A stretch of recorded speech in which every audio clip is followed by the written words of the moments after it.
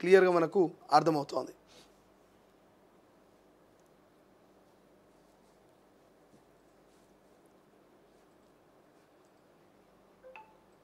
So ఇంకా ఏం కనిపిస్తుంది ఇక్కడ, ఆపరేషన్ సింధూర్ పాక్కు లక్ష్మణ రేఖ. ఇక భారత్ మాతాకి జై, శత్రువుల వెన్నులో వణుకు పుట్టించింది. వీర సైనికులందరికీ సెల్యూట్ చేస్తున్న త్రివిధ దళాలు పాక్ సైన్యాన్ని మట్టి కరిపించాయి. అను బెదిరింపులను అపహాస్యం చేశాయి. మరోసారి పాక్ దాడికి యత్నిస్తే వినాశనమే. అందాపురం వైమానిక స్థావరంలో ప్రధాని మోదీ భారత్ మాతాకి జై అనే నినాదం శత్రువుల చెవుల్లోని మారుమోగిందని, వారి వెన్నులో వణుకు పుట్టించిందని ప్రధాని నరేంద్ర మోదీ చెప్పారు. ఆపరేషన్ సింధూర్తో పాకిస్తాన్కు స్పష్టమైన లక్ష్మణ రేఖను గీశామన్నారు. భారతదేశం తన భద్రతా దళాలకు ఎప్పటికీ రుణపడి ఉంటుంది. మన దేశం కోసం వారు చేస్తున్న త్యాగాలు ఎనలేనివి అని పేర్కొంటూ ఇక మంగళవారం మోదీ పంజాబ్లోని అందాపూర్ వైమానిక స్థావరాన్ని సందర్శించారు. ఇది భారత్లోని రెండో అతిపెద్ద air base. Operation Sindoor Bharat Pak కాల్పుల విరమణకు అంగీకరించిన నేపథ్యంలో ఆయన పర్యటన ప్రాధాన్యం సంతరించుకుంది. పాకిస్తాన్ బలగాలు లక్ష్యంగా చేసుకోవాలని యత్నించిన వాటిలో అందాపూర్ వైమానిక స్థావరం కూడా ఉండడం గమనార్హం. అంతేకాదు తాము ఈ స్థావరాన్ని ధ్వంసం చేశామని, S-400 రక్షణ వ్యవస్థను కూడా నాశనం చేశామని పాక్ అబద్ధాలు ప్రచారం చేస్తోంది. ఈ నేపథ్యంలో పాక్ సరిహద్దుకు 100 కిలోమీటర్ల దూరంలోని అందాపూర్ వైమానిక స్థావరానికి ప్రధాని మోదీ వెళ్ళి భద్రతా బలగాలతో అక్కడ కలిసి దాని గురించి మాట్లాడి ఇక భారత్ S-4 రక్షణ వ్యవస్థను ధ్వంసం చేశామన్న పాక్ దుష్ప్రచారాన్ని తిప్పికొడుతూ అందాపూర్ వైమానిక స్థావరంలో S-400 ముందు ప్రసంగించిన ప్రధాని మోదీ పహల్గామ్ కుట్రదార హతం, జమ్మూ కాశ్మీర్లోని పోషాన్లో ఎన్కౌంటర్, మా జవాన్లు 11 మంది మృతి, మరో 78 మందికి గాయాలంటూ పాక్ మిలిటరీ.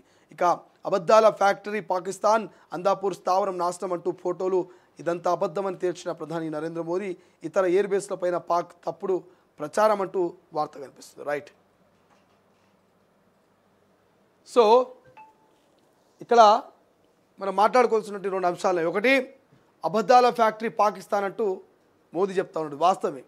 ఎందుకు వాస్తవమే అంటే ఇక్కడ మనకు కనబడుతూ ఉంది అందాపూర్ వైమానిక స్థావరంలో ప్రధాని మోదీ వెళ్ళినట్ట. ఎందుకు వెళ్ళిండు?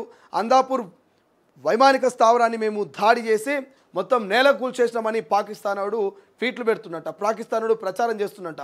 అరే అబద్ధాలు ప్రచారం చేసే పాకిస్తాన్ ఫ్యాక్టరీ ఇక అందాపూర్ వైమానిక స్థావరం దగ్గర ఉన్న నువ్వు ధ్వంసం చేసినా అన్నటువంటి స్థావరం ఇదే అయితే మరి ఇక్కడ ఎందుకు ధ్వంసం జరగలేదని పాకిస్తాన్కి చంపపెట్టగా మరి సమాధానం ఇచ్చేందుకు అందాపూర్ వైమానిక స్థావరానికి మోదీ అక్కడికి వెళ్ళి అక్కడ ఉన్నటువంటి ఆర్మీతో మాట్లాడుతూ ఆపరేషన్ సింధూర్తో లక్ష్మణ రేఖ గీసింది భారతదేశం, భారత్ మాతాకి జై అనేటువంటి నినాదం విన్నటువంటి పాకిస్తాన్ ఆర్మీ, పాకిస్తాన్ టెర్రరిస్టులు చెవులని కూడా గువ్వమనై ఆ మాట వినంగానే వెన్నులో వణుకు పుట్టింది. ఇంకా ఈ పోరాటం ఆగదు, ఆపరేషన్ సింధూర్ కంటిన్యూ అవుతుంది.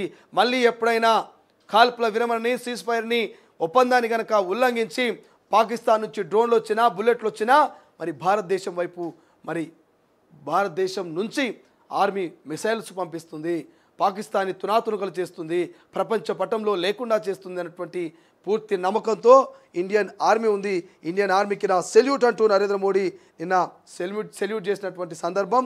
బట్ ఏదేమైనా పహల్గామ్ కుట్రధార హతం, జమ్మూ కాశ్మీర్లోని పోషాలో ఎన్కౌంటర్లో 11 మంది జవాన్లు చచ్చిపోయారని పాకిస్తాన్ మిలిటరీ చెప్తుందట. 78 మంది మిలిటరీకి గాయాలైనట్టు వాళ్ళే ఒప్పుకుంటున్నారట. మరి చూద్దాం ఏం జరుగుతుంది. ఏదేమైనా ఆపరేషన్ సింధూర్ కంటిన్యూ అవుతుంది, కంటిన్యూ కావాలి. యావత్తు భారతీయులంతా సర్వం సిద్ధంగా ఉండాలి. యుద్ధం ఎప్పుడొచ్చినా ఇంటికొకరు ప్రాణాలు అర్పించడానికైనా ప్రాణం తీయడానికైనా సిద్ధంగా ఉండాలనేది క్లియర్గా తెలుస్తోంది.